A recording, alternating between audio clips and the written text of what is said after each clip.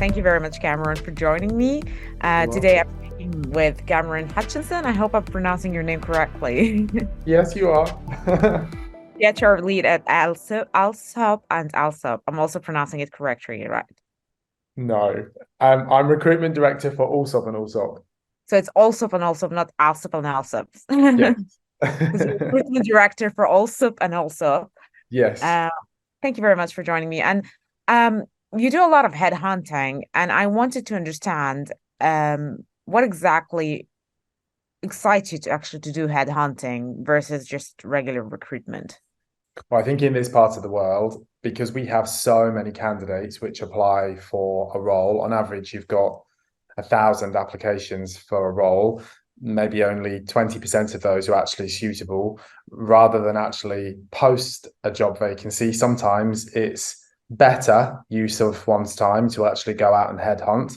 Plus, you also find the candidates which aren't necessarily on the market, which means those candidates maybe weren't even considering a move. There may be better quality than the people that are physically on the market, although that's not taking anything away from the people that are physically job seeking.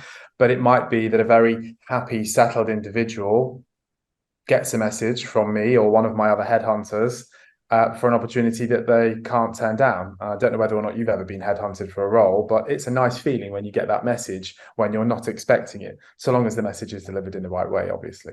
Right, right. So what makes it challenging, actually? What are the challenges you face when you're headhunting? Well, one of the reasons which makes it good can also make it a challenge, and that's if you get it wrong when you send the wrong message, or you send, or maybe approach a candidate in the wrong way. It's a bit like cold calling, right? If you receive a cold call from somebody that you don't want and it's annoying and it's at the wrong time and the person is stuttering on the phone, what are you doing?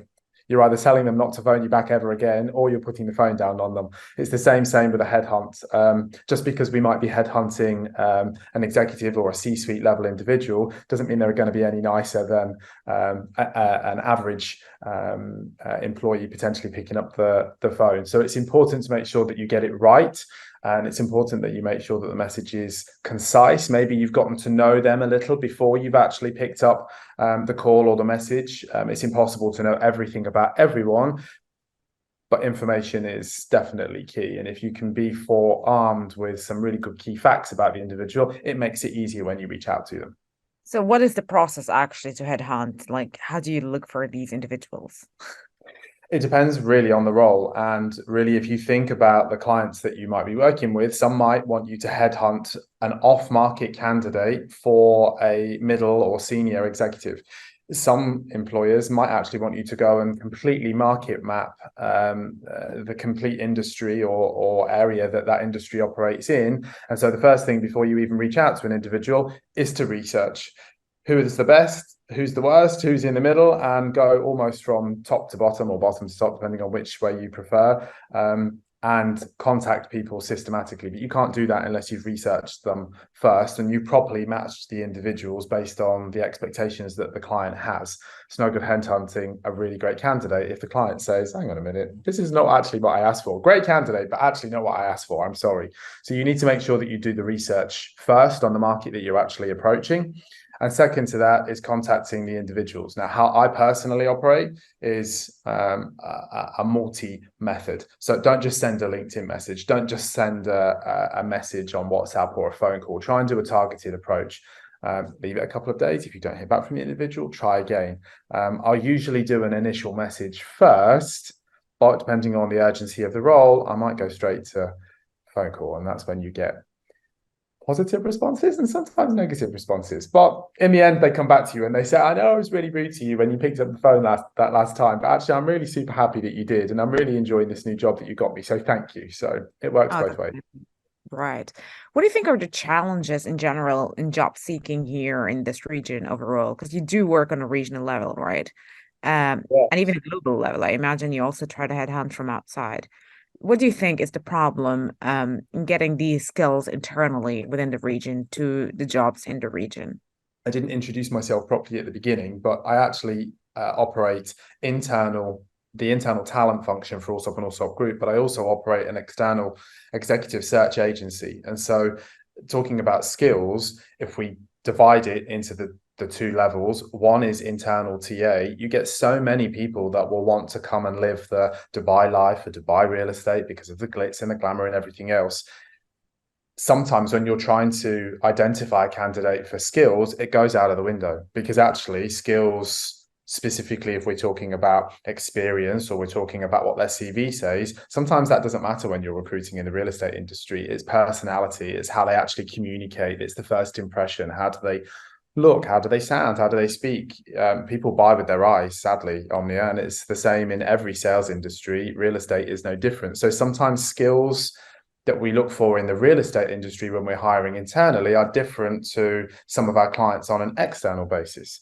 If we talk about the external basis, we've got clients in aviation, in FMCG, in corporate services. These are corporate businesses that say, actually, we want this, and this, and we will not compromise. Even if you find an amazing candidate that has a great personality, great social skills, great social perceptiveness, which is a huge skill that people are looking for this year. If they don't have this particular grade or they went to this particular school, they're not interested. So it depends on which industry you're recruiting for. And I love the UAE and I love the real estate and recruitment market here in Dubai. We've come a long way, even in the time that I've operated here, but still you see those job adverts that say, do not apply if you do not have a degree. And you think, the job doesn't really need a degree. Actually, I don't have a degree. And sometimes some of the roles that I see that I am headhunted for, with people reaching out to me, they said, do you have a degree?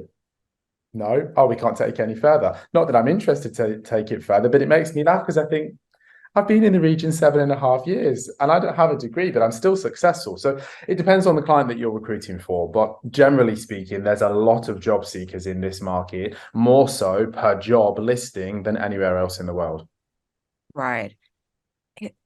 While you're speaking, I'm just thinking, but that makes it a little bit complicated. If I agree, it depends on the industry, but then, and yes, I also agree, degrees have not been the best indicator of a person's knowledge, No. uh, at all, at all.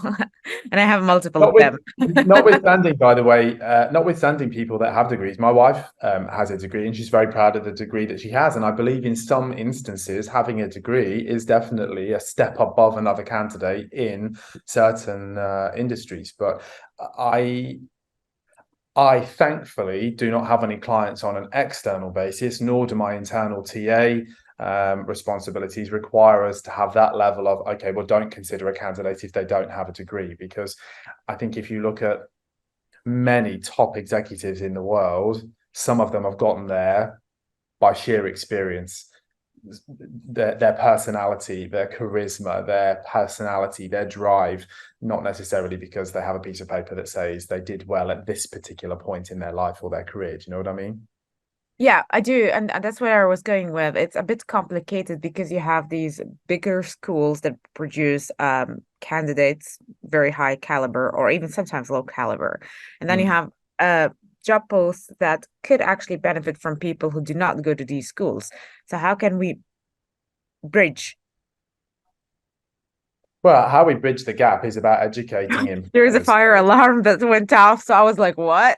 Oh no, I can't hear it. Maybe we won't be able to hear it on the interview, which is a good thing. No, we But won't. It's fine. It's gone. how we bridge that gap is actually to educate the employer. A lot of the stories or news that I see within the recruitment industry here is focusing on giving advice to the employee or the candidate or the job seeker, and that's great because there are so many of them here in the UAE. But there's very little information about educating the employer. And that's not suggesting that the employer doesn't know anything or doesn't know what they need, but sometimes there is this gap where you say, well, hang on a minute, you've said you're looking for these skills, but that's what the last person had, and the last person didn't work out, hence why you're replacing, and then we're recruiting for a new person. So have you considered XYZ when you're recruiting? Because maybe what you're looking for actually doesn't fit the bill. And that comes down to having a really great and solid relationship between client and recruitment agency or executive search agency. Yeah, this brings me to my next question. How do you decide whether a candidate is actually good for business growth? Like this candidate, if I put it in this particular job, it will help the employer. I mean, if we knew the answer to that question, Omnia, I think there'd be lots more rich people in the world. I think let's say this. Um, Again, if we just split the two sides of what I do down, somebody who is good for business growth in real estate is somebody that is relentless, somebody that will get up every single day and not take no for an answer, somebody that is passionate, somebody that is excited about the industry that they operate in. Because let's face it, real estate in the UAE and specifically in Dubai is commission only. So if you're not passionate and you're not hardworking and you're not driven, you aren't earning any money. So to look for those skills with an individual, maybe to look at individuals that have been self-employed in the past, maybe individuals that have been self-employed and failed in the past. A lot of businesses will say that they actually prefer candidates that have failed in business, maybe haven't been successful in their own business, but are still very entrepreneurial and would like to bring their skills inside a business. So that's one way. The other side, it is completely dependent on the client. If the client is looking for, let's say, revenue growth, or they're looking to cut back, a candidate needs to have that experience on their CV or be able to demonstrate that they've done it at some point in their career. And sometimes they don't mention things on their CV. I had a really great candidate the other day who we did place, and she said, "Oh yes, yeah, I've done that. Yeah, I've done that.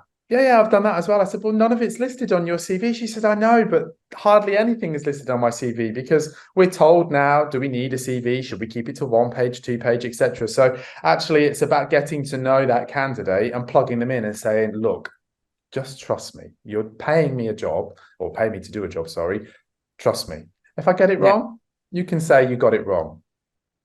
I have that. I have a lot of skills that are not on my CV.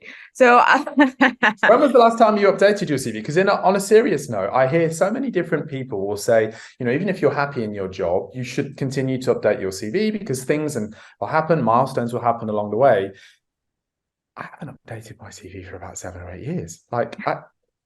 And I'm a recruiter, so I think it really depends. And actually, you said earlier on about how can you overcome the challenges of headhunting. I have to say, if when you're reaching out to a candidate to headhunt them, they already know who you are because you have a good online presence and a good personal brand, you're already halfway there because they will link and go, "Oh yeah, I know you," or, "Oh yeah, I've oh, seen a yeah. video." So it's that instant familiarity that you get. If you don't have an online presence and you reach out to somebody, where does your mind go to, specifically in the UAE? Scam. I'm putting the phone down. I'm calling the police. This is not a real call. You have started the Young Arab program, am I correct? Or Young So Professional I'm Program. a founding member of the DYP, which is the Dubai Young Professionals. Yes. What is that about? And I went through the website and I was like, I still don't know what is it about. So I can explain it to you. The Dubai Young Professionals is a networking group or private members group for exactly what it says on the tin, young professionals who are in Dubai. And what I really like about the DYP is the fact that it can offer an entry and a platform into Dubai for those people moving from outside of the region into Dubai or the UAE. You can make friends, you can make business connections, and you can basically arrive and feel something quite quickly. Which, if we all look back on our time back in when we first arrived in Dubai or wherever we arrived in the UAE, it was a bit scary, right? You don't know what to do. You don't know where to go. You don't know where to meet people. Let's use the UK High Street as an example. You see a pub, you can see people in there. So you think, okay, that looks like a place I'll go to. Or you see a restaurant, or you see something on the street. In Dubai, it's not so clear. You will walk down the street and you'll go, I don't really know where I'm going. I remember when I came over and I thought, there's actually no bars. There's no restaurants. Where are they? Well, they're all inside hotels. So DYP offers that initial welcome to people, firstly. But secondly, there's lots of business owners and startup entrepreneurs that are part of the DYP that create this really rich network of professionals that meet on a social basis. There's information and learning that we deliver, as well as opportunities to sponsor, Yeah, meet, that etc. So that was my question. Is it more of opportunities? Is this a way to headhunt? hugely. Do you know, it's actually really, I haven't actually posted about it yet. I have the photos ready and I have the captions ready, but I just haven't yet posted. So two people that I met at the DYP, I have placed into roles. Oh, wow.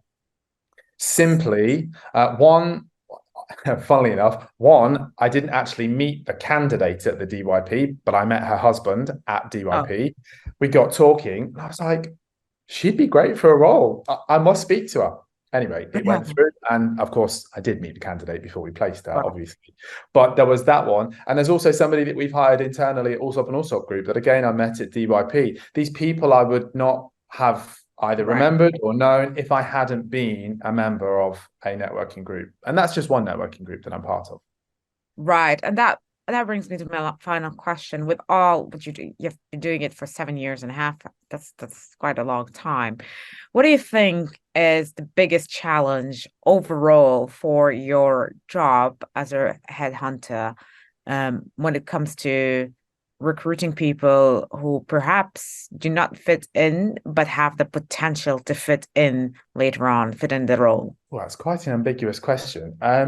My It almost feels like two parts. So I'll answer it in the way that I've heard it, if you don't mind. The first part is a challenge. The biggest challenge of being a headhunter in this market is that everybody wants to be a headhunter if you're operating in recruitment. Everybody thinks they can be a headhunter, and it takes a certain type of individual to be able to build and maintain relationships as a headhunter. You need to make sure that you stand out, whether or not that's an online presence, whether or not that's being authentic, whether it's having good social mobility or good professional ethics. All of those things may mean that you can be a really strong headhunter. To add to your second part of the question, how do we overcome candidates that maybe aren't right initially for a role that could be good for a role in the future? It's rolling the dice. And again, educating employers that you said you wanted X, I found you Y. Are you prepared to compromise? Most sensible employers are prepared to compromise in some way. Some are not, and in which case we cannot do anything with that particular candidate. But I will always try, if I genuinely feel a candidate is good for the role because I've met them, I've challenged them, and I've gotten to know them beyond, oh, yes, you've got good CV, I'll forward you to the client. It needs to go beyond that. And if I genuinely feel that they're right, I'll generally make a good statement to the client. And that's happened a small number of times this year, maybe even only four maybe times that I can remember, where I've persuaded an employer. The problem then lies that the weight is very much around the headhunter's neck, because if the candidate becomes an employee and the employee does not perform, whose fault do you think it is? Headhunter. And so within that, you then have a situation where you might need to offer a replacement or. And it's about having a good relationship with your clients at the end of the day, Omnia. Nobody gets it right every single time. That's the beauty of recruitment, and that's why we all keep learning every day. Amazing. Thank you very much, Cameron, for your time. And sorry about all the noise. I actually haven't heard a thing. So There it's was a actually full alarm. pleasant from my side. So I hope that it's not visible or audible on your side. But Omnia, Oh, thank you. Really enjoyed today and look forward to catching up again soon. sure. Bye bye.